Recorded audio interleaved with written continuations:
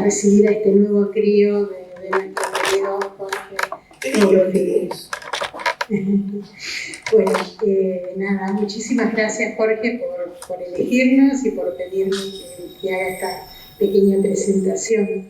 Para mí es un honor hacerlo y bueno, no voy a hablar de datos bibliográficos de Jorge, sino simplemente decir que es un maravilloso ser, que es lo más importante que tenemos, un maravilloso ser, un maravilloso poeta, un hombre que trabaja con las palabras.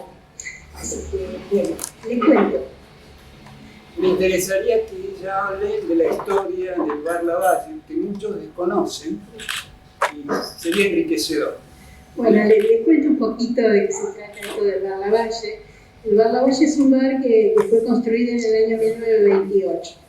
La persona que hizo la construcción después vivió en este edificio durante bastante tiempo y desde 1928 en el edificio local siempre fue un bar, pero con distintas características.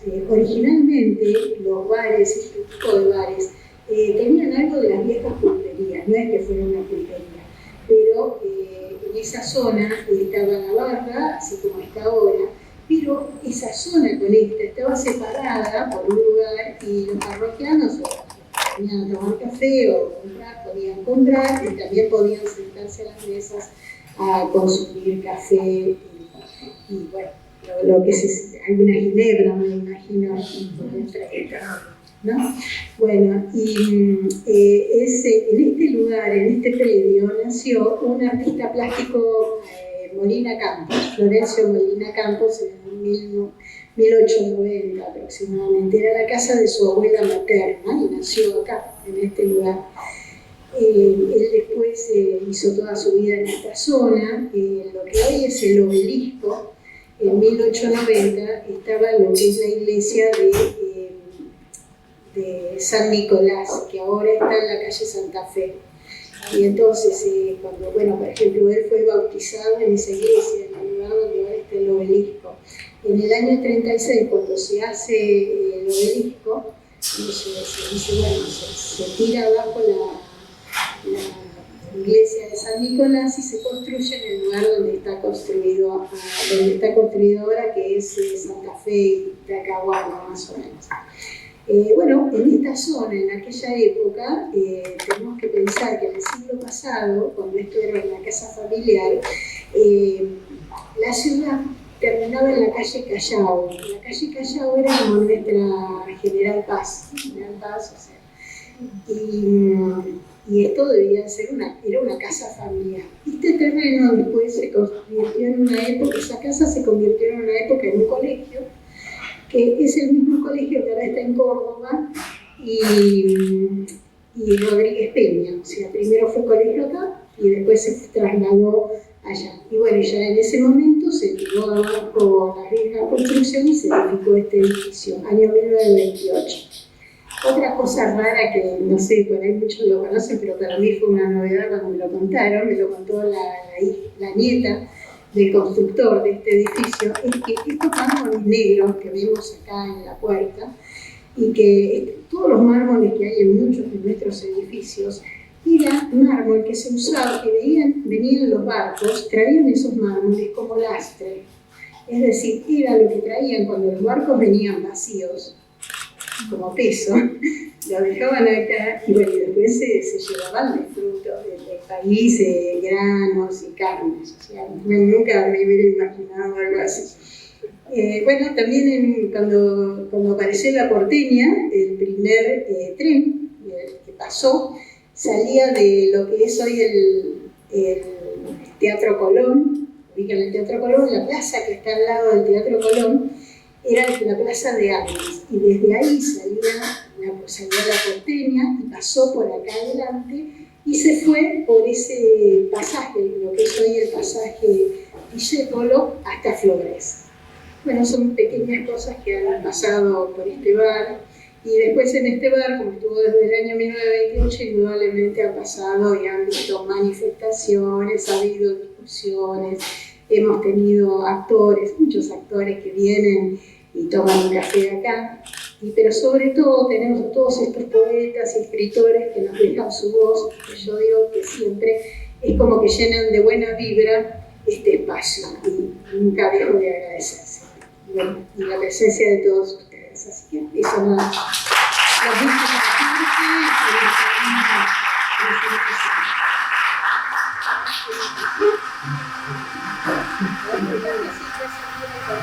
Hola, ¿me escuchan? Bueno, yo voy a cambiar de rol porque es la primera vez que voy a presentar a los integrantes de esta mesa. ¿Se escucha? Sí. En general, en forma, lo ortodoxo sería que alguien presente a todos, pero en este caso soy yo. Ya me está diciendo que yo no soy ortodoxo, y está cierto. Bueno, a mi derecha, muchos la conocen, otros quizá no, Kelly Gavinoser. Seguramente que me vas a corregir algunas cosas que yo digo, pero Kelly Gavinoser es profesora en letras. Sí, en letras. En El Salvador estuviste ¿cuántos años? Casi 20. Ella tiene 90 años, ¿sí? Viaja en colectivo y yo la reto, porque tendría que... ¿Vas a seguir retando? Y al mismo tiempo, hasta hace no mucho, estaba en el partido 3 de febrero haciendo... En la carrera de formación del escritor. Y otra cosa que sería interesante que ustedes sepan, que ella cuando yo lo digo se enoja, es que necesariamente ustedes tienen que conocer historias, porque yo me nutrí con historias. Y las historias son enriquecedoras, más si esas historias vienen de buena fuente. Entonces, ella además es una poeta, y no estoy hablando de renombre, magnífica. Y el manejo de la palabra que tiene es maravilloso. Pero al mismo tiempo tuvo la fortuna de que cuando era joven, vino Pablo Neruda a Buenos Aires, y Pablo Neruda le pidió, o no sé cómo fue, que vos le leíste algo en el Ateneo. ¿Puede ser eso? ¿Me equivoco? ¿Te puedo sacar el micrófono? Mi papá, en esa época, un hombre con inquietudes, hacía de todo en este Buenos Aires. Allá por mis 15 años, una de sus tareas era de buscar consuelo verbal a gente y lo lograba fácil. Era muy fácil acercarse mucho a lo que después los consideraron grandes. Neruda, uno de algunos. Así fue que presentó sus 20 poemas de amor y una canción desesperada, que ya había presentado un montón de veces, en la librería del Ateneo en la calle Florida. Y yo decía versitos desde la escuela primaria hasta algunos escenarios de este Buenos Aires. Me gustaba subirme al escenario para mirar a la gente y decir, y ahora también se está dando cuenta, como me gusta estar aquí, al margen de Jorge, ¿eh? Así que no tiene nada que ver. Este es otro tema. Entonces, dije, porque queda muy feo desde hace unos cuantos años decir declamar y recitar. En ese momento eran 2 palabras en uso, y así se hacían algunos poemas en una canción desesperada. Pero les cuento lo frío, que lo tengo acá en el recuerdo olfativo, porque la memoria también es olfativa, de Ana Proust. De paso lo digo y después pregunten quién es lo que no lo conocen. ¿Estamos? Ah, caramba. Claro. En busca del tiempo perdido, así se llamaron sus novelas publicadas. Así que caramba. Entonces, ¿cómo olía Pablo Neruda? Fundamentalmente a vino. Y después, etcétera. Me fui antes de que terminara el Ateneo, y escribí algo al respecto que está en un libro, en mi memoria interna. ¿Algo más? No.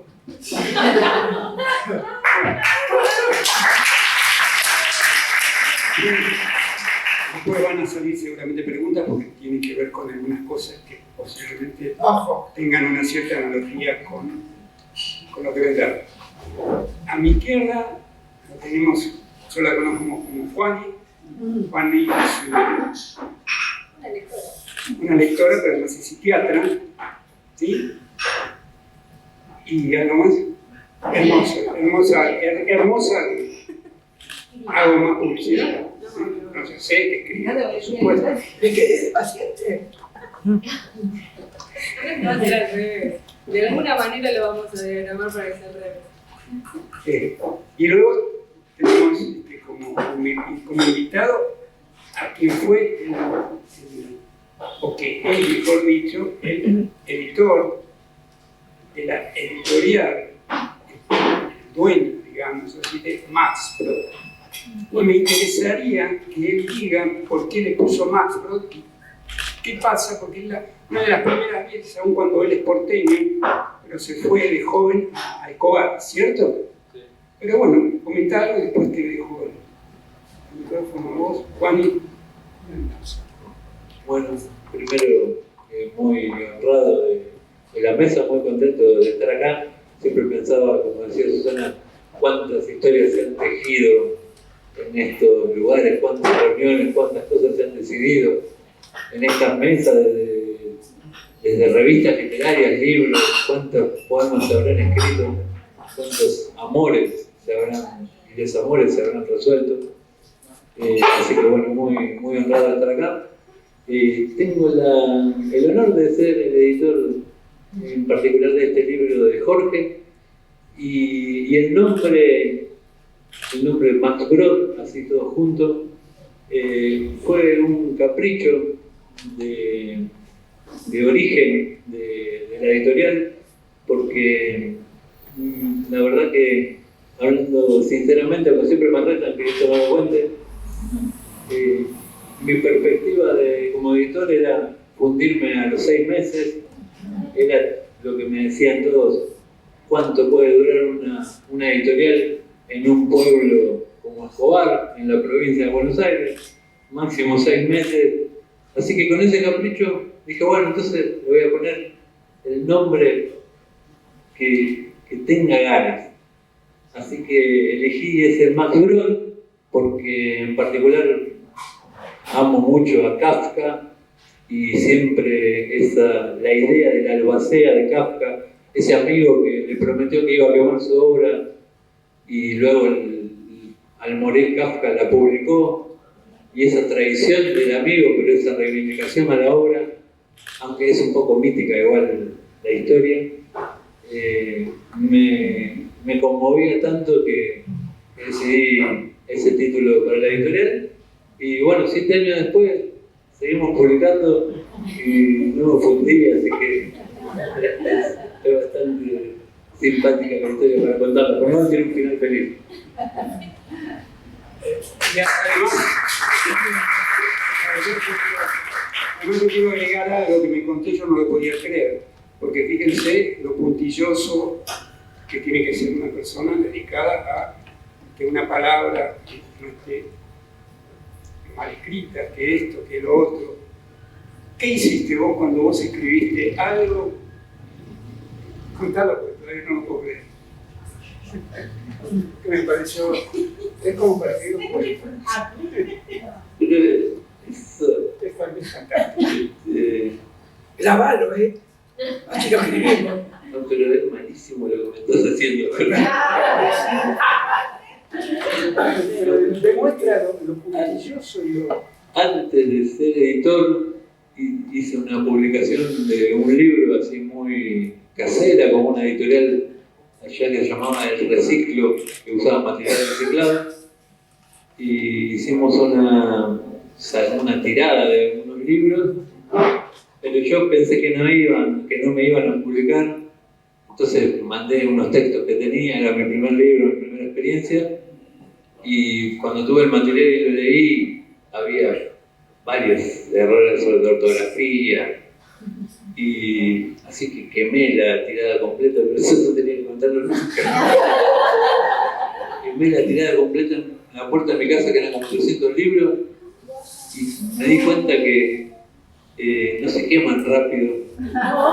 Estuvo como 2 días prendido, al segundo día fui a remover y todavía estaba prendiendo fuego ahí.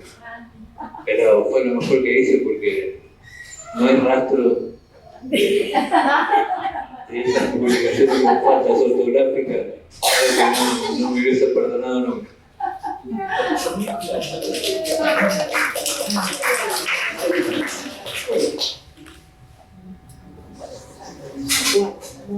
Bueno, buenas noches. Voy a tratar de decir esto sin llorar. Gracias, Jorge, por esta oportunidad, porque para mí es, digamos, una honra muy profunda y por la posibilidad de estar en esta mesa. Y como lectora tenía ganas de compartir un poco la impresión del libro. Es difícil decidirse de lo que resonó, ¿no? Como ponerse en un lugar más desde lo estético literario y no decir que de pronto, ya me había pasado con alguna otra lectura de Jorge, resonar con una cosa como oceánica donde emergen como imágenes efímeras, ¿no? De pronto que digo, ¿de dónde viene esta resonancia que me genera?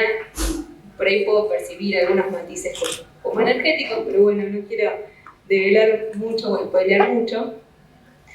Y algo que disfruto mucho, que es esta cosa así como muy onírica que aparece en la lectura. Y me voy a permitir, si puedo, leer un pequeño pasaje que seleccioné. Espero leer de corrido. Bueno.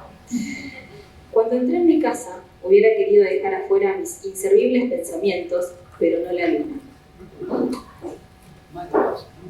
Gracias. Ok.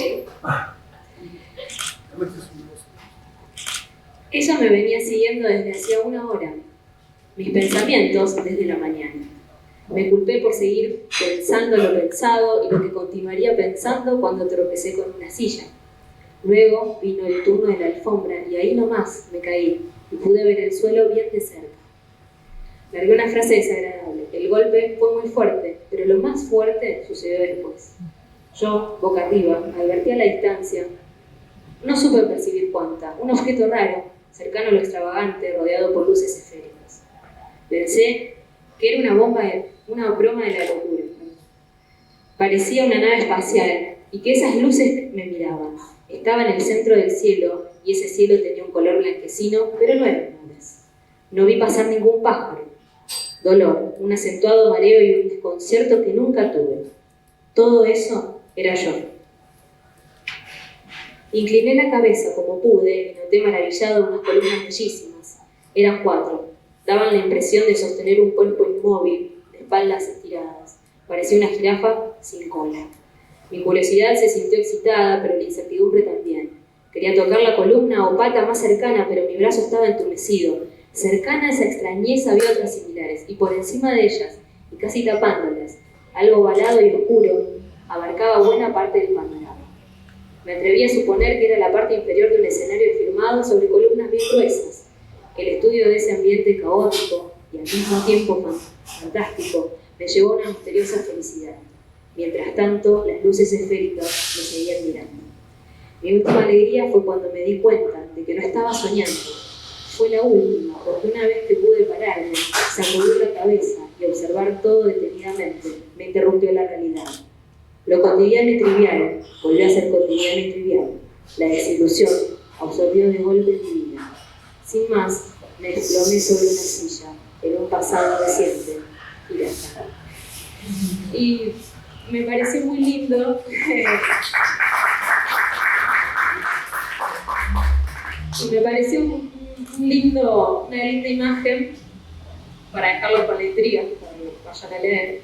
Y me preguntaba si algo de este onirismo es realmente producto de un sueño o simplemente es esta conexión con un mundo muy sutil. en realidad hay una parte mía que se despersonaliza fácilmente. Yo no suelo irme, no soy esquizofrénico, pero suelo irme, ¿no? Pero este cuento, o es minificción, es algo híbrido,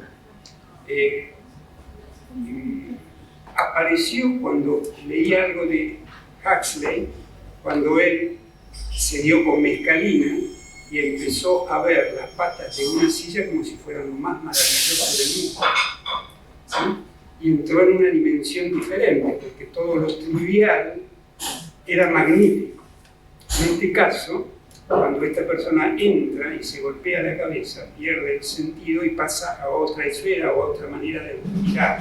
Entonces ahí, justamente, lo que es la definición de jirafa es porque en realidad era una silla. ¿Sí? Entonces en ese juego entra lo onírico y a mí me pasa muy a menudo de que no sé muchas veces si la realidad es real o no, o si la estoy inventando. Pero en ese caso, ¿no? Hay momentos esporádicos, pero es lo que verdaderamente siento. Desde la poesía aparece este tipo de cosas, que es lo onírico, lo oceánico, como decía Juan, ¿no?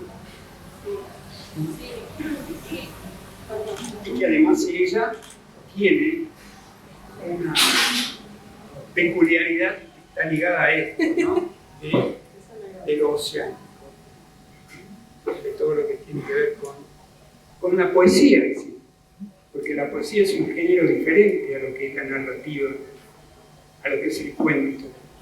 La poesía lo que tiene es, después la vamos a dejar hablar. No, ahora ya. La poesía lo que tiene es que es análoga con el vino. Aquí y ahora, ya. Dame ese tiempo. Con la despersonalización. Pero acá me está llamando quién, el amigo Saturno. Era la amiga Kelly. Le dice al extraño mi amigo Jorge, ¿cuántos vínculos hay en el universo? Y en este universo que se manifiesta en nuestra lengua, dijiste la palabra esfera. El aleph está presente. El abajo y la mirada hacia arriba. Como es el abajo es arriba. Y desde el abajo, la ensoñación, la metaforización, la simbolización, hace que la pata de la silla sea una jirafa. La capacidad del ser humano de simbolizar a través de la poesía.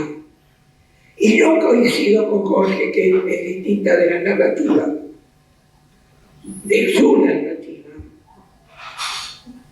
que la suya, en este libro y en otros magníficos, es poesía en prosa, no prosa poética.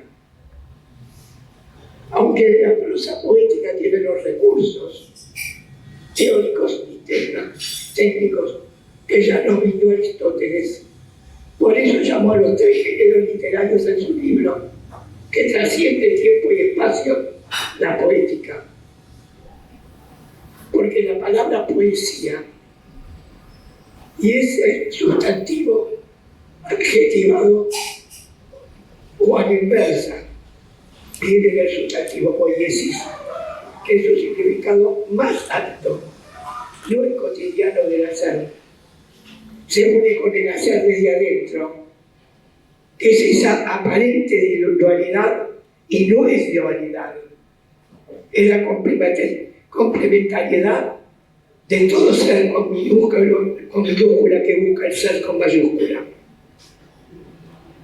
Bueno, entonces vamos a hablar un poquitito porque ya ella entró en un tema interesante. Claro que cuando habló de poesía, cuando aparece esto que volvemos al tema de es algo híbrido, aparece esto y no hay casualidades. Yo termino de escribir una novela donde estuve casi 1 año y medio, que seguramente este año va a aparecer, que el nombre es Falco Peregrino, es decir, el halcón peregrino. Cuando termino eso, el género narrativo, los personajes se quedan conmigo. Es una cosa como de adherencia. Yo me suelo perder, entonces cuando termino eso, que es una novela, hay un duelo. A mí me pasa. El duelo es que yo dejo a una familia, que yo dejo a un personaje porque tuve 1 año y medio con esos personajes, con sus conflictos, con sus temas. Cuando termino, empiezo a largar cosas y en 2 meses escribí creo que 43, llamémosle minificciones o lo que fuere, que no los pensaba para nada evitar. Digo, bueno, se lo muestro a Kelly y obviamente Kelly me mandó, dijo, tenés que editarlo, ¿no? Aparece justamente Cristian, porque Cristian yo no había editado nunca en Escobar. Yo estuve muchos años viviendo en Escobar, siempre me editaron acá en Capital Federal. Entonces era como, tenía que darle algo a Escobar y apareció. Pero en realidad estas minificciones no iban a aparecer desde ningún punto de vista. Y el motivo es que justamente les digo yo, que hay una diferencia entre lo que es la novela, porque yo me quedo con los personajes, yo me engancho, algunas veces no sé cortar y el duelo dura. Y para no sufrir apareció esto, más allá de que yo tengo mi trabajo, ¿no? Pero es como que uno queda adherido a eso y bueno, yo estuve conviviendo con el personaje central y con la terapeuta durante 1 año y medio. Es difícil decirle nunca más. El desapego no es fácil. Entonces este género de la novela, aun cuando escribo una novela pero con un tinte poético, es para mí muy costoso. Pero bueno, nació, queda en usted, que tiene un significado, pero bueno, que queda en ustedes. Bien. No sé, ¿qué vamos a hacer ahora? ¿Cómo? Yo quería preguntar por el título, pero me parece que no se puede. Bien, tiene dos maneras de verlo. Queda en ustedes cuando vos comprás un libro y queda en usted. Pero luego queda en usted interpretar. Por eso mismo, acá en el prólogo, que no es prólogo, pero en este enunciado del prestigioso y escapó de una pensión, Ramiro Pasos, él escribió esto, que es muy interesante. No sé si lo pueden ver. ¿Lo pueden ver vos? ¿Ver ahora? ¿No? Vos no. Alguien quiere ver. Yo, bueno, Nati. Sí. Pero que tiene que ver justamente con el contenido de todo lo que... El micrófono así no. Así. Porque yo no escucho nada, estoy sorda. No aprendí y voy a aprender. Así. Se parece a Agustina. Vamos, Agustina. Pero vas a tener que sostener. Bien, así ves que no se escucha nada. Hola. En todo escrito que tenga profundidad se pueden observar 2 caras, la exterior y la interior, la clara y la oculta, la letra y el espíritu, la cáscara y la sustancia. Precisamente en este pequeño libro, solo de tamaño, el autor nos invita no a soñar, sino a despertar. Nos lleva al mundo de lo no esperado, de lo alegórico, al goce de lo oculto, al goce de lo intuitivo. En estas minificciones, un hecho que pudo acontecer no acontece. Un símbolo tiene correspondencia con el sí mismo. Un diálogo parece inverosímil. Una presencia se embellece con su ausencia. Todo cuanto ocurre es un signo de algo que ocurrirá, dijo Séneca. Pero lo que ocurrirá en estas minificciones, ¿es lo que se presume? Por otra parte, ¿en qué nivel será comprendido? Para complacer las incógnitas, si las hay, quizá aparezca lo invisible, lo que la envoltura esconde, como la pulpa de un durazno y su cáscara, como el crecimiento de una flor de loto sobre la superficie del agua. Entonces, ¿qué querrá insinuar Jorge Rulfiel? Queda en usted.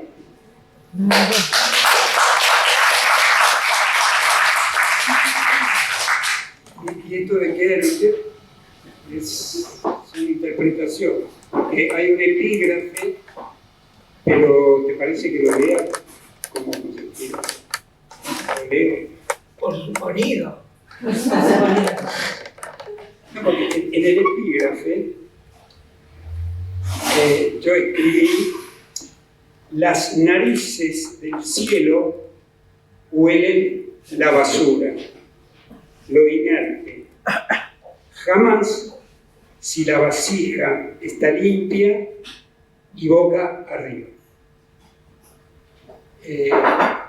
Lo que tiene que ver con las parábolas, lo que tiene que ver con lo semioculto, no es sencillo muchas veces, porque a mí me pasaba, pero lo que yo quise manifestar es que cuando uno no está vacío de todos los conceptos de una costumbre, de la educación, de toda la información, no puede advenir lo nuevo, que son las ideas nuevas o las superiores. Ejemplos: si Copérnico o Galileo no se hubieran vaciado la cabeza, hubieran seguido pensando que la Tierra era el centro del sistema. Ellos descubrieron que es el Sol. Para captar eso, uno tiene que estar limpio del pasado, el vaciarse para enfrentar lo nuevo y mirarlo como nuevo. Entonces, como reflexión es interesante ver que muchas veces nosotros vemos, pero en forma reiterada, y no captamos en lo mismo lo nuevo.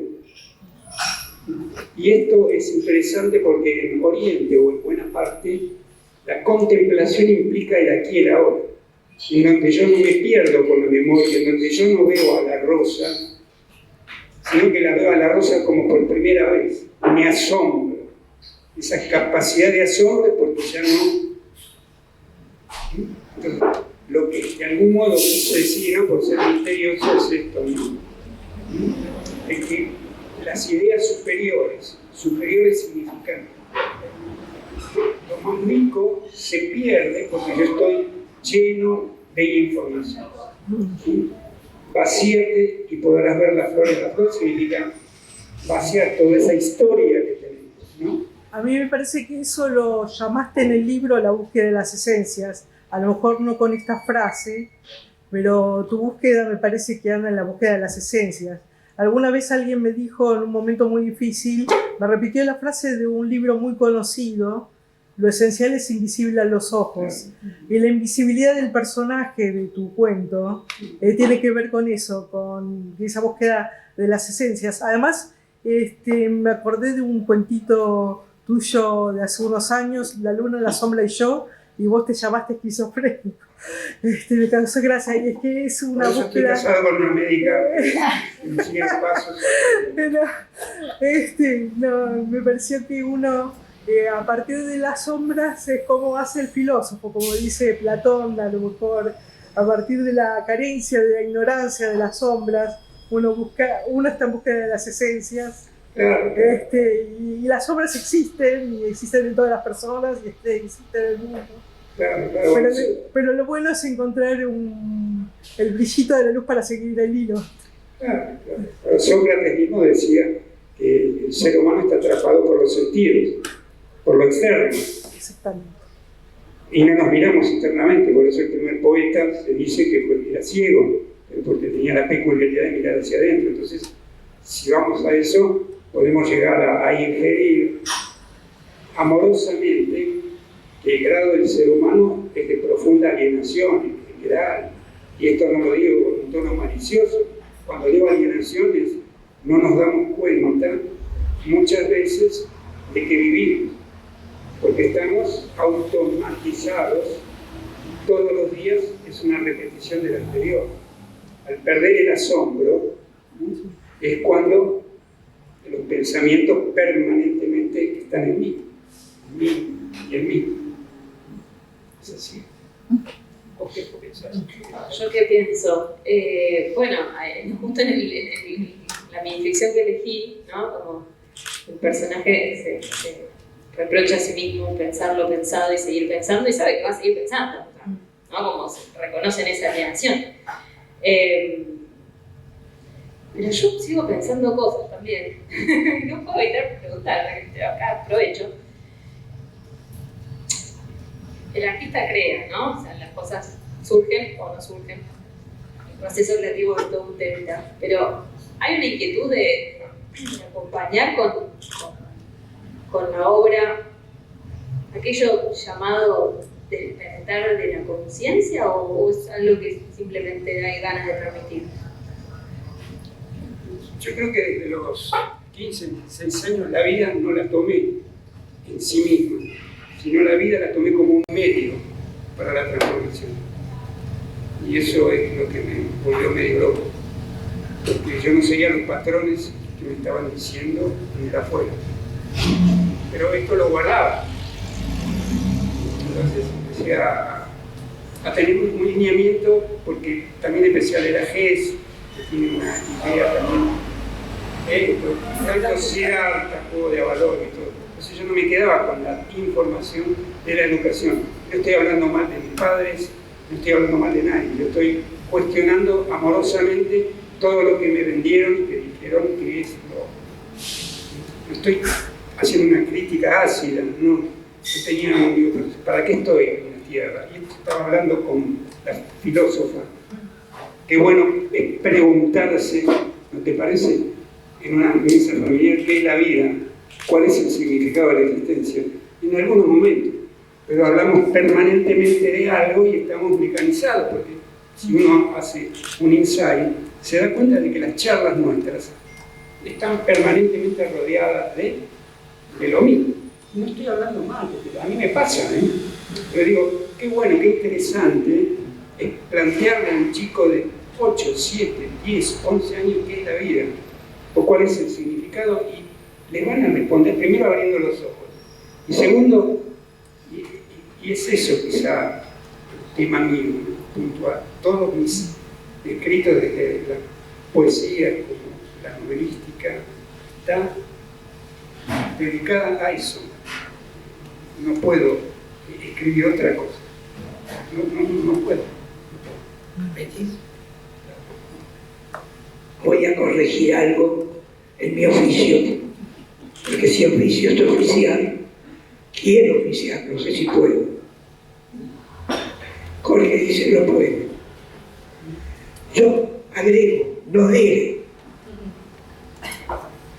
porque el conflicto, vida, existencia y esencia, el aquí y ahora, con lo atemporal que es la esencia, es lo que trasciende el ser con minúscula, y vuelvo a repetir lo que dije hace un rato, y la búsqueda y la creación dentro del sí mismo, que es el verdadero egoísmo, yo consigo mismo, no el que tergiversó el sentido de las palabras y sigue utilizando la palabra egoísmo como negativa. Esa es la transformación. Transformar el ego del yo negativo en el sí mismo creador. Y ahí está el misterio. Por eso misterio equivale a secreto. Lo que está secretamente adentro. Y acá digo que hay que llenar la palabra vacío que utiliza tanto Jorge. El vacío no es tal. El vacío es ausencia de la posibilidad de que la vida sea a la vez que existencia, esencia. Entonces, ese a la vez es el que nos conecta acá. Esa capacidad. ¿Y qué quiere decir capacidad? Por eso en la lengua, en el léxico profundo, en el sentido y la forma, de cada vocablo, de cada voz, vocablo, voz. La voz es lo que debe, a través del puede, salir de adentro cada vez más llena, aunque siga oculta, para que no se convierta negativamente, sacar el con, sino se convierta en el vierta, en futuro generador de lo positivo. Entonces el vacío es provocar, en pos de vocar voz, el nacimiento cada día de nuevo ser a través del ser con minúscula de ese sí mismo egoísta, positivamente egoísta. Por eso dije la coincidencia con la búsqueda de Borges en el ánimo. El descender y vaciar es golpearse para vislumbrar en los 2 a 3 centímetros de esa esfera luminosa en todo lo que es el sol, porque el cielo es el sol. No hay cielo sin sol, aunque las nubes lo oscurezcan. Muchas veces con Kelly, y esto es algo interesante de ver, y hay discrepancias. Y esto es bueno, esto es sano también. No estoy discrepando con ella, pero digo, este vacío fértil, el vacío fértil. Pero ¿cómo llegamos a un vacío fértil? Si yo estoy condicionado porque tengo que cumplir, tengo que hacer. Fijémonos la vida de todos los días, desde que me levanto hasta que me acuesto, hay una vocecita interna. Esto, bueno, sabe muy bien, por ser psiquiatra, que tenemos un super yo, y ese super yo puede llegar a ser muy rígido. Entonces, permanentemente tenemos que cumplir y cumplir y cumplir. Pero recuerdo que cuando la conocí a Graciela, una chica, una morochita, anda por ahí, le regalé un libro que se llamaba Budismo, Zen y Psicoanálisis, en donde hablaba de Eric Fromm y luego hablaba Suzuki. Y justamente hablaba de las 100 palabras, de lo que es el koan, de romper con el pensamiento para llegar a una incongruencia, porque justamente lo que el koan hace es un absurdo, golpear tu mano derecha con tu mano derecha. ¿Esto qué quiere decir? Romper con la línea de pensamiento, porque ese pensamiento más occidental es el que inhibe la posibilidad de asombro, porque en el asombro hay un vacío fértil. Yo paro, pero no a partir de lo volitivo, sino oculto. Hoy no estamos hablando de las tradiciones, en Oriente ha cambiado todo, hoy todo está muy occidentalizado, pero lo rico de todo esto es esto, ¿no? De que, en este caso, ¿qué es el vacío? Uno se atemoriza. Yo tengo que. Y es interesante que uno lo vea en uno mismo, porque a mí me pasa también que muchas veces estoy dormido durante el día. Dormido significa que yo hago automáticamente todo. Entonces, lo rico de ser creador, lo rico de la palabra también, es justamente ir a universos que yo los puedo manejar en la letra, pero muy difícilmente los puedo quizá llegar a elaborar internamente. Que es, ojalá pueda uno encontrar el self o el sí mismo, ¿no? Que es el centro de la psiquis, y no el yo, que es el centro del ego. Y bueno, esto lo dejamos para un temario más psicológico, porque me estoy metiendo en mi pelote. Pero bueno, maestro. Y no, me gustaría nombrarte 2 palabras para que nos digas algo, porque desde el título hay un juego con la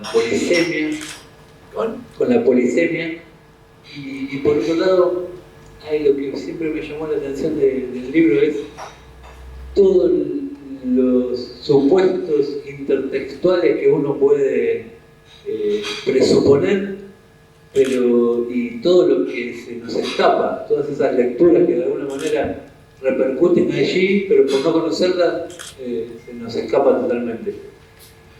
Eso, que nos digas algo sobre la polisemia, cómo, porque también hay humor en el libro y bueno, algo de la intertextualidad de los autores que repercuten, no sé, ya te estuviste nombrando. Sí, vos, este libro se presentó en Escobar hace unos 3 meses. ¿Sí? Por eso algunos ya lo tienen. Pero, ¿ven? Por ejemplo, yo tengo un vacío, pero no es el vacío fértil. Me olvidé de lo que me preguntó y ahora estoy retomando por esta nube que tengo los... ¿Sí? Digamos, explicarte eso es imposible.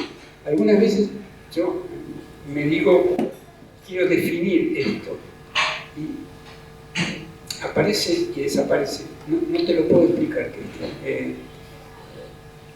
Y me encanta al mismo tiempo, ¿no? Me encanta.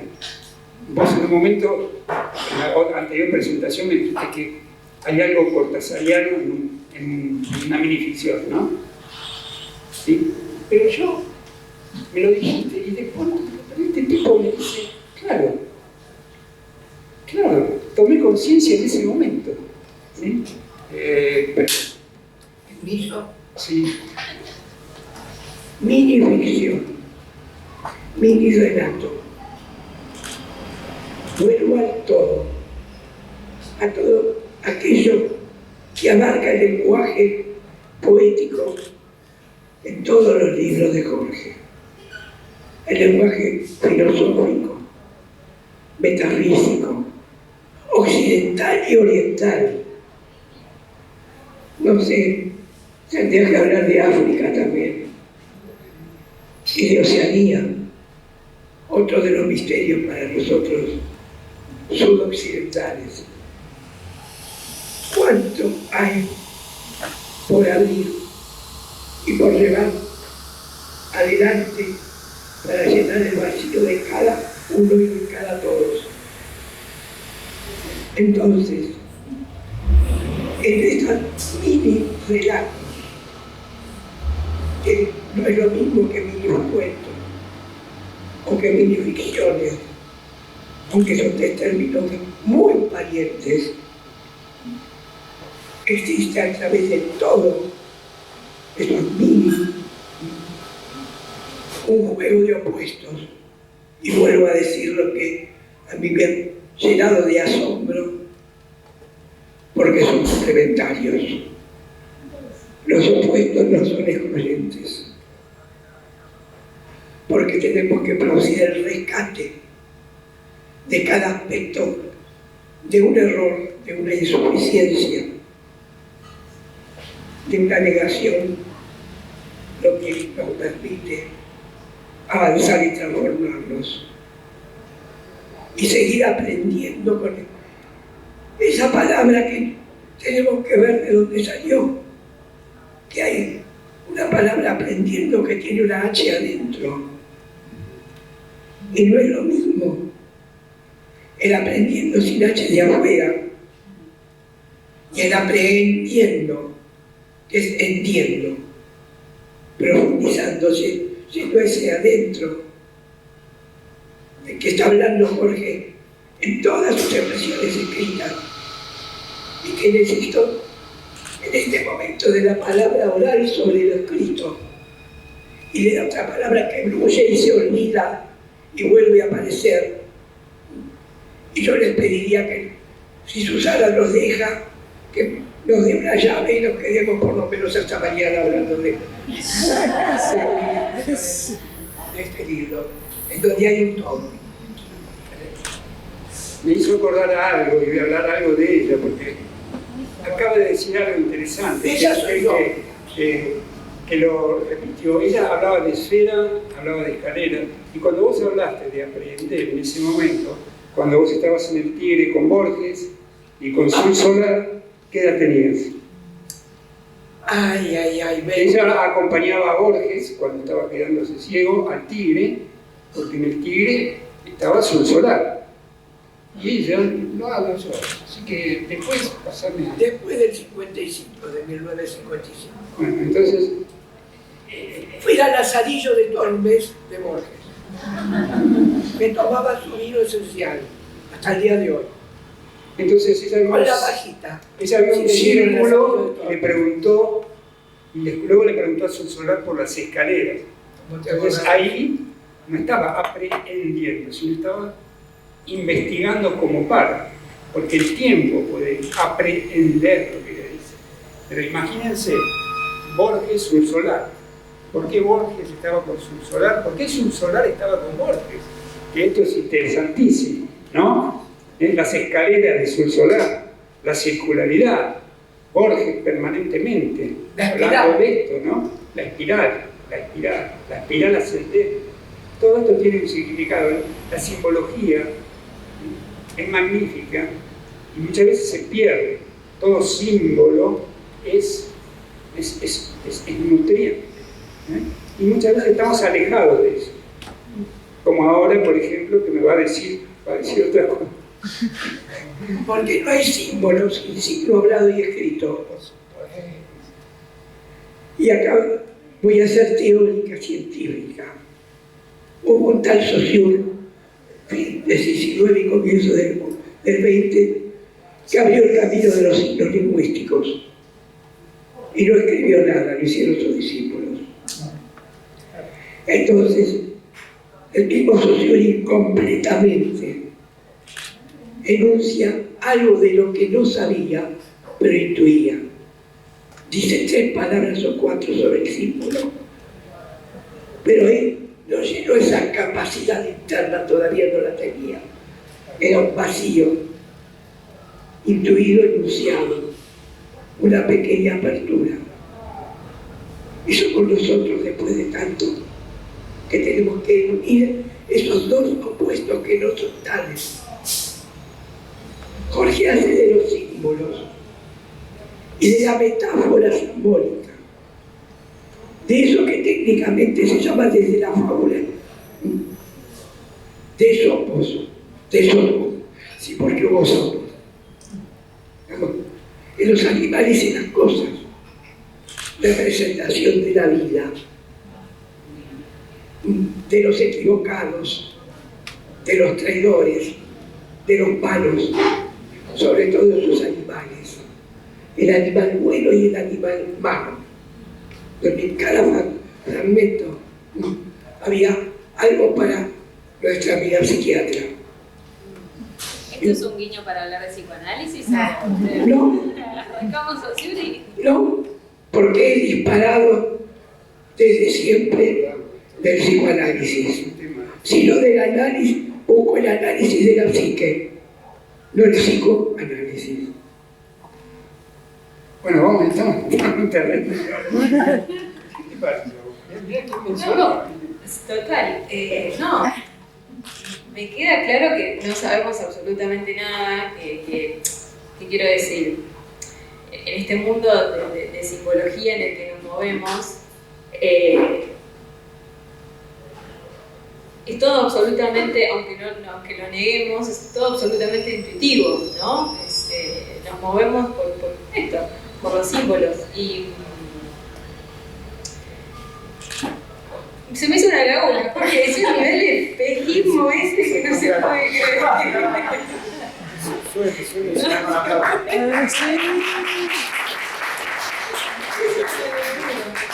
Esto tiene que ver también con el hemisferio derecho. Cuando yo estoy acostumbrado, como todos nosotros, al hemisferio izquierdo, que es, tengo que llegar a las 6:30 o a las 7 porque me dijeron que empieza.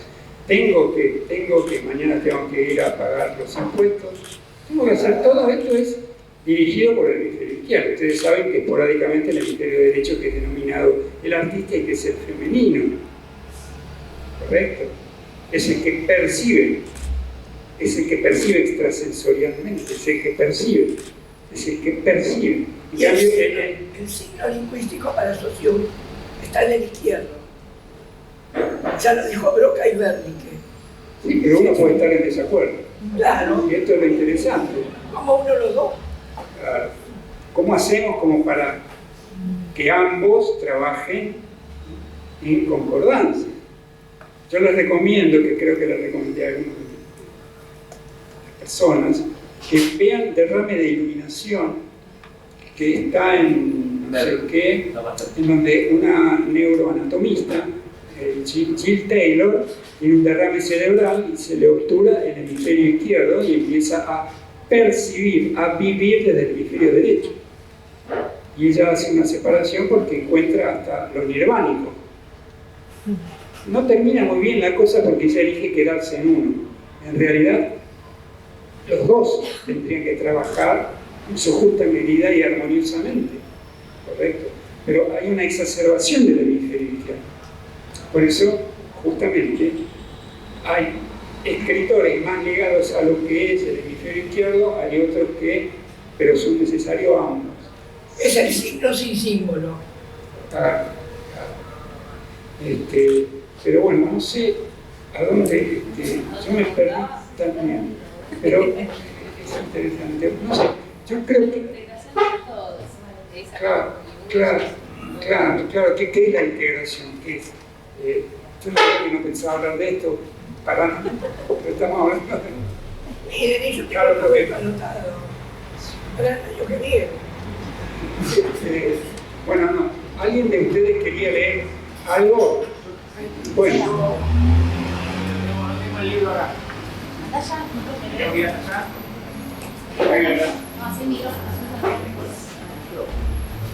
Ahí voy. No, porque les aclaro que este hombre hace stand-up y es muy bueno. no pretende ser para nada humorístico lo que voy a decir. Digo así, para el pedo me viene entonces. No se te va a escuchar. Sí. Hola. ¿Estoy bien, Nati? ¿Sí? No, ¿qué quiere decir? ¿Por qué voy a leer este relato? Porque va muy emparentado a lo que estaban hablando. Yo me descubrí leyendo el libro los primeros minutos de leerlo, tratando de entenderlo. Y en este relato es con donde registro que hay algo adentro mío que se soltó. Y a partir de este relato es como si me hubiera vuelto un niño, asombrado, la palabra asombro la dijeron como 7 veces, y en donde siento que entré en la sintonía del libro, como en un ejercicio distinto de tratar de responder como una especie de acertijo del que eran ustedes, como si hubiera una cosa que tenía que descubrir. Entonces algo que se me apagó, encendí otra cosa, y el relato es este.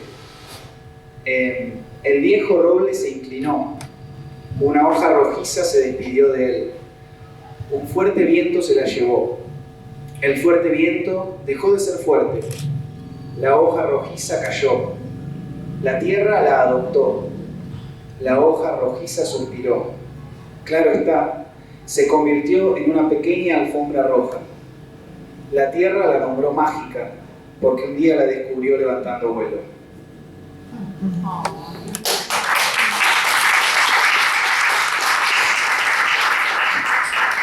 La pregunta sería si parte de la intención del libro tiene que ver con generar eso que es lo que me sucedió a mí, con que algo se suelte y pueda flotar, no sé, o fluir, no sé cuál es la palabra apropiada.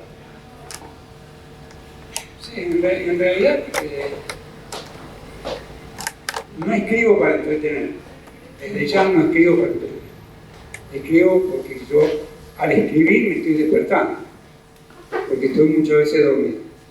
Entonces estoy tratando justamente de incitar a aquellos, como a mí, a vislumbrar cosas que habitualmente no vislumbro, porque me pierdo en lo trivial, en lo cotidiano. Y esto no quiere decir que lo trivial o lo cotidiano sea feo, porque lo cotidiano puede ser bellísimo si yo estoy presente.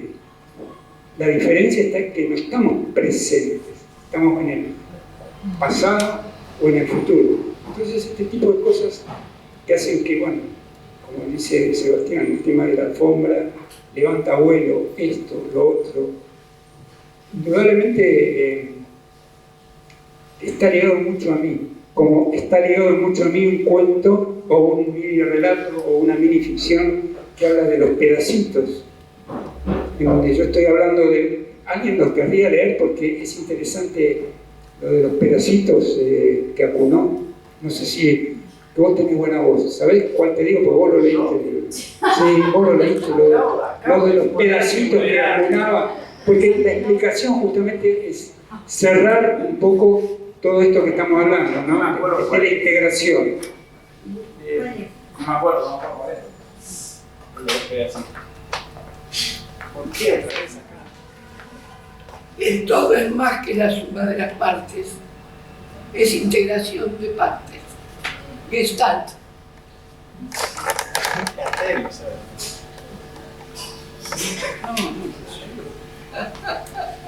Date mal. ¿Sabés cuál no es?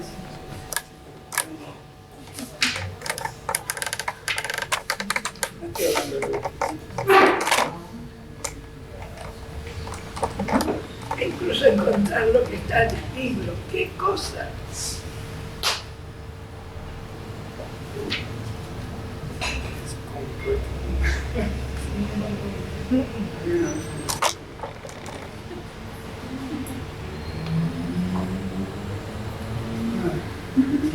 Un pedacito de todo. Un mini. O si no, que es la vida, ¿no? Bueno, estamos hablando de filosofía, hay un cuento ligado mucho a la filosofía. Y charlando con un chico, no me acuerdo cómo se llama, pero temas en donde habitualmente uno no habla. Pero en los bares se presentan charlas que están ligadas a la filosofía, o a la filosofía o a tantas cosas maravillosas que en general las perdemos.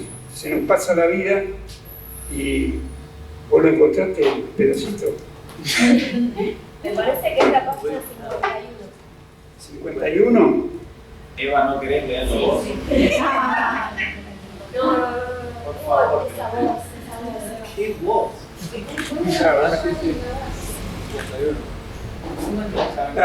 acá está, a la página 51. Vos tenés una buena voz. ¿En serio me están hablando? Pero Claro, sí, pero que condensa mucho de lo que estamos charlando también, de lo que recién dijo Kenny. Sí, hola.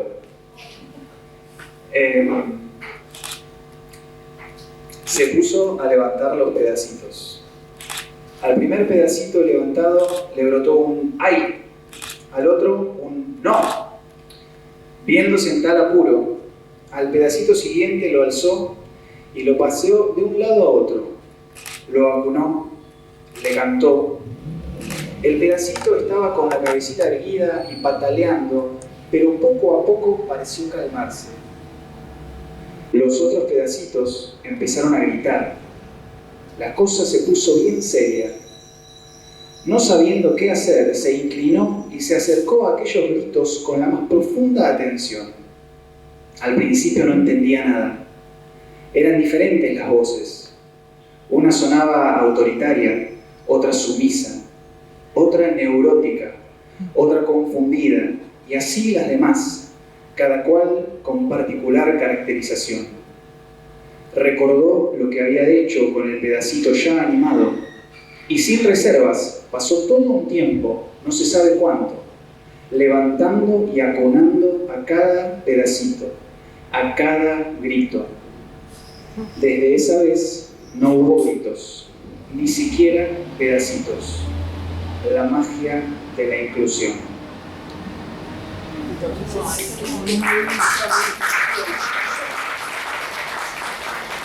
Esta minificción puede interpretarse en la no discriminación, ¿no? Y de afuera, en que nosotros no nos gusta discriminar, y está acertado. Pero yo voy a lo profundo, porque nosotros discriminamos, porque el inconsciente, que alberga muchas cosas, las ignoramos y no las integramos. Y hay diferentes voces que ni siquiera escuchamos. Entonces el mensaje es mucho más profundo de lo que supuestamente se ve. Integrarlo implica intentar ser más fiel a uno mismo, ¿no? A los pedacitos, a los diferentes Jorge que yo tengo. Eso yo, o yo es, yo o yo es. Si hay muchos es porque hay yoes. Muy bien, yoes. Entonces existe un yo en mí, quizá artista, en otro activo, en otro maternal, en otro ignoro. A eso voy. Poder integrar, porque creo que el desafío del ser humano dentro de 200 o 300 años es eso, que en definitiva es expandir la conciencia. Yo no estoy hablando... Esto es, la transformación implica expandir la conciencia para ser más fiel a mí mismo, que los contenidos o el inconsciente, que es mayoritario, un 70%, sea menor. Entonces yo ahí estoy incluyendo, porque le estoy haciendo bullying a mí mismo, porque estoy ignorando otras potencialidades que tengo. Y esto es lo rico. Por eso cuando uno crea, independientemente del resultado, está manifestando algo. Y esto es sano, es sanísimo. Lo quise leer porque me parece que... Es como encontrar la propia voz. Claro, pero cuando uno encuentra la propia voz, quizás esté hablando de la periferia. Por eso el tema es el cinismo. El cinismo tiene que ver con el director de orquesta, que es análogo. Si yo soy el director de orquesta, yo veo a varios Jorge, pero para eso tengo que hacer un trabajo interior. Entonces yo veo al Jorge que está tocando el cello dormido. Yo me doy cuenta. Y yo veo que la viola está afinando. Y yo veo que nosotros lo hacemos. Nosotros nos damos cuenta de que tenemos un Jorge o esto o lo otro. Y eso es justamente el... Porque si no estamos hablando en general de la periferia. Yo hoy ahora estoy hablando quizás de la periferia. Pero que ya haya otro Jorge que está diciendo, pero ¿qué está diciendo? Los estoy llevando a un entuerto, pero lo que quiero decirle es que a mí lo que me apasiona es el misterio y todo lo que podemos llegar a aprender, porque me parece que la vida, o el significado de la vida es, o uno de los significados es expandir la conciencia. ¿Sí? ¿Es así o no? ¿Cuántas coincidencias, incluso de distintas maneras que científicamente decimos distintos métodos, y métodos son distintos caminos de su significado todos los días? Es el verbo rescatar. Entonces, este fe es catar, esencializar, esencia, que está en el término, es buscar también en las palabras, las partes, los pedacitos que las componen, para captarlas en profundidad y darles a cada una su sustancia, que es la palabra, y la esencia en esa sustancia. La forma es la sustancia, la esencia es una unión entre el cómo y esa sustancia. Y es lo que hace Jorge en este libro y en todos. Como los pedacitos que no sabemos de qué, y no importa, me olvidé de qué son. Pero la palabra pedacito es esa parte que va integrando el rompecabezas para ese juego tan precioso que teníamos, por lo menos cuando éramos chicos. Romper el dogma de lo que es repetido porque sí, porque pero yo, mi sociedad, mi familia, mi país, mis padres, mi escuela, ¿no? Y hacer el verdadero sentido de la transgresión, que está incluso desde un título insólito. Ustedes vieron muchos títulos de esta forma, y que el editor no lo discutió y lo puso. Esto no es un título, por favor. Convencionalmente, desde la filosofía, la psicología, la ciencia y la bagatela, y los libros que no sirven para nada, son simples objetos, digamos, y no hay nada más que un vacío que es nada, es el vacío negativo, el vacío de lo que hay que transgredir para que esto sea un título direccional, desde la dirección de ese título hacia el sí mismo, donde están todos los Jorges, y rescatar de cada fragmento de Jorge, a través de esta reunión, la búsqueda del todo Jorge, del uno Jorge, del universo Jorge, porque verso sobre el uno, la palabra versar no es la que mal entendimos desde la República de Platón, cuando no echó a los poetas, a los creadores. Era el significado que se hizo tan vulgar, y en las canciones, hasta en las letras de las canciones, incluso remitida a todos los mentirosos, a todas las fantasías. Bueno, decimos, no sea versero. Echemos a los verseros, ese es el contenido del fragmento negativo. Y hay que desterrar, sacarlo de esta tierra, de la tierra interna, que es semilla. Por eso que nuestro gustaba la página de la hojita que cae, que deambula en el aire, y a veces sube gracias a los pájaros. Por eso el pájaro, junto con la mano, una parte del todo, parte de ese universo tan importante, que no cae a lo negativo, cae ese sentido incluso americano de la llamada Pachamama, lo que está dentro de la tierra y que germina. Entonces dale de comer, dale la hojita para que germine. A cada uno, a mí misma mismo me doy cada hojita para que se haga planta que se eleve como árbol. Por eso el árbol es ejemplo del ascenso al cielo, el que está más cerca de la arriba. Entonces en la naturaleza real y concreta de la hojita de la piedrita, y qué mal explotada todavía el reino mineral, que algunos hasta utilizan comercialmente, los gematólogos, que es un simple comercio y nada más. Ahora te doy. Y aprovechar en la gema, en la piedra, el otro sentido de fragmento del todo de la naturaleza, que es el universo. Por eso está la piedra.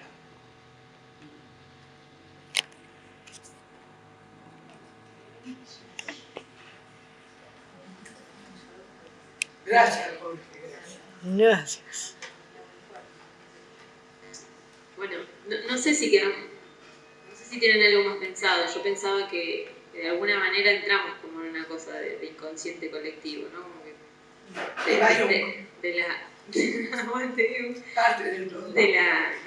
del símbolo, de la figura, del libro, del papel, nos fuimos metiendo y condensando en algo muy, muy profundo, y el universo Jorge es este universo, ¿no? Cada uno, entiendo yo, o quiero creer, o me da esperanza de que se vayan a hacer sus preguntitas, acompañado por la lectura, lo cual me parece maravilloso. No sé, no soy opinóloga, pero me surge decir esto.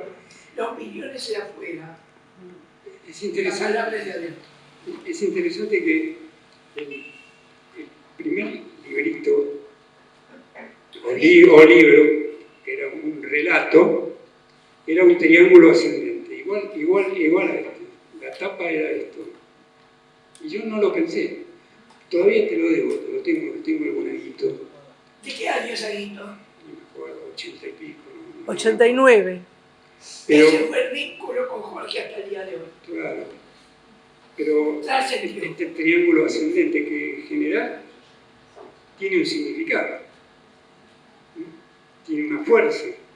No es lo mismo un triángulo, no es lo mismo cualquier cosa, una esfera, un punto, esto, lo otro.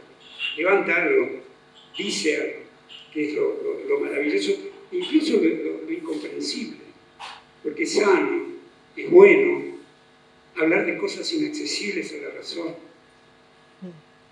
porque le estamos dando entrada a algo maravilloso. Pero la gran dificultad es que buscamos respuestas permanentemente. Pero qué maravilloso es decir, hablar de cosas que atentatorias. ¿Para qué? Porque si yo tengo temores, porque mi razón no sabe. Entrar en ese terreno es magnífico, pero también es aterrador, porque yo lo que quiero que yo compro seguridad de día a día, porque me levanto con... Entonces, justamente este tema, ¿no? Es desarticular a alguien para articularlo de otro modo. Entonces, este misterio, el misterio, me parece que es lo que fundamentalmente me atrapa a mí, me moviliza. Encontrar la no respuesta, porque automáticamente me doy cuenta de que siempre estoy buscando para sentirme seguro. Entonces yo compro seguridad y estoy tranquilo. A mí lo que me intranquiliza, momentáneamente, ¿no? Si no estoy buscando la intranquilidad, pero todo esto de la no respuesta, de preguntarme, a ver, ¿para qué estamos acá? ¿Quién soy? ¿Dónde estamos ubicados? ¿Qué es el amor? ¿Es el amor hacia uno mismo? ¿Nos queremos? ¿Queremos bien? Tantos temas. Cuestionar, me parece sanísimo, porque un amigo, aun cuando no concordaba, porque él fue nihilista, que fue Nietzsche, decía, toda convicción es una cárcel. Y me parece maravilloso, porque está convencido de algo, no duda. Y se quedó en la cárcel. Y entonces, el que duda, no estoy hablando solamente del libriano, el que duda,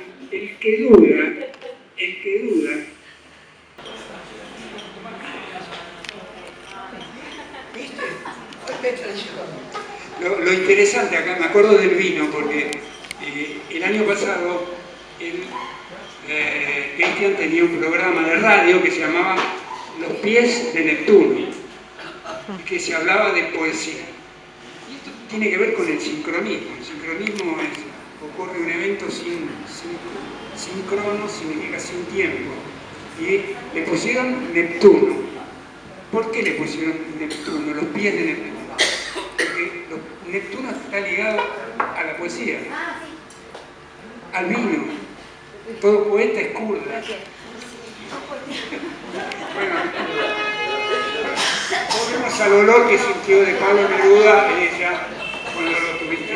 Pero era un buen vino. Pero es interesante todo esto, ¿no? ¿Por qué ocurre el vino? ¿Vos no? Volvemos a la señora Vino. Y digo otra cosa. ¿Te van o no? Digo otra cosa. Con la medicación. Fundamentalmente, Jorge eligió para escribir, decir y publicar lo que llamamos arte literario. Por eso, en este libro, aunque diga que no, está presente la novela en forma ultra sintética. Está presente el drama, estaba el dicho, no hagas tragedia, no hagas drama. Pésimo. No hagas drama y no hagas teatro. Y Jorge... No me hagas decir cosas de tu historia. Momentito, no. Y Jorge desde el título está haciendo teatro. Está esperando el interlocutor que socialmente dice válido, que sí que vale. Pero parte de una esencia, un concepto que yo aprendí de un gran maestro argentino. Que el arte literario, mucho más allá cuando es arte, es el arte de crearse a sí mismo.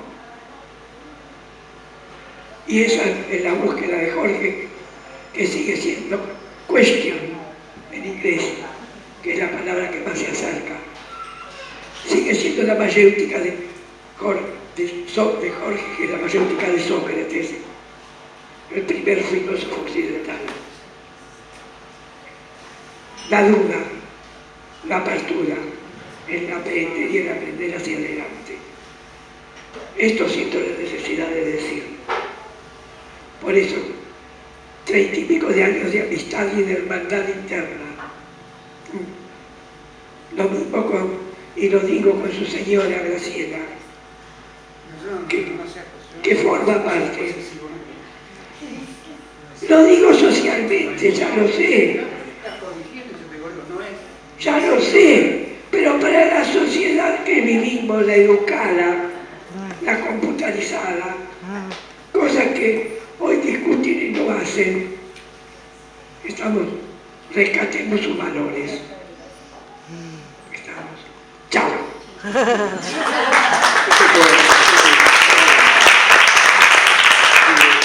Son más de 30 años que la conozco y bueno, nada es azaroso. Hubieron hechos que nos ligaron y bueno, ¿qué más decir? En realidad esta es una presentación diferente a las anteriores. Es una hermana de corazón. Juan y bueno. Eso. Maestro Cristian, yo esto no lo hago porque presentar, no sé qué me pasó, de ver pero claro, yo estoy tomando antes de invitar.